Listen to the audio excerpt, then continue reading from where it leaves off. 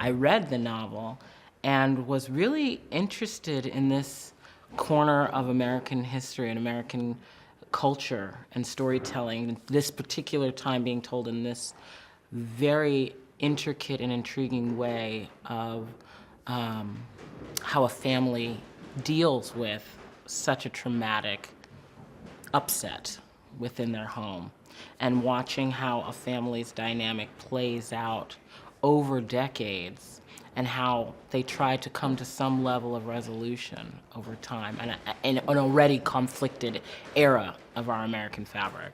Bright and early for their daily races, going nowhere, going.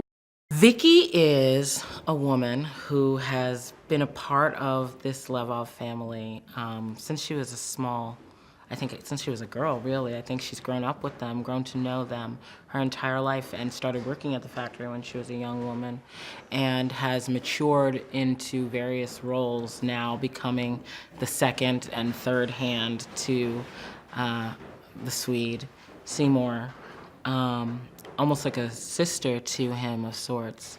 And the two of them together, she's really trying to negotiate her way through her life and her station, as well as try and be the greatest supporter she can be to Seymour through all the trials he's been experiencing at home and at work.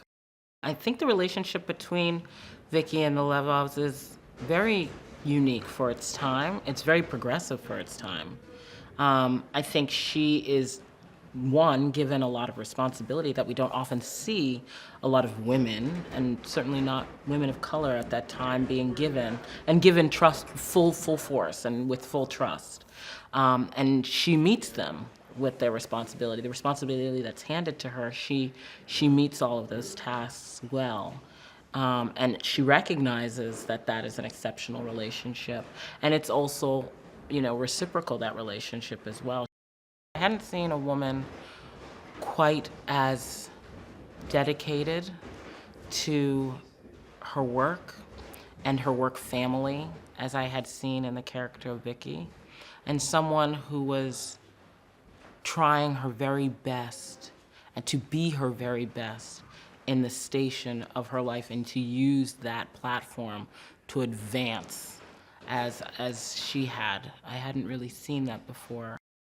Find it hard to tell you, I find it hard to take. When people run in circles, it's a very, very... Because he is also an actor, what he brings to the table as a director is a wonderful way of communication and an ability to find a shorthand for how to speak to actors and how to communicate his vision to actors in a very clear and specific way, which is incredibly useful when you're trying to tell a story from a time that's outside of your jurisdiction, more often than not.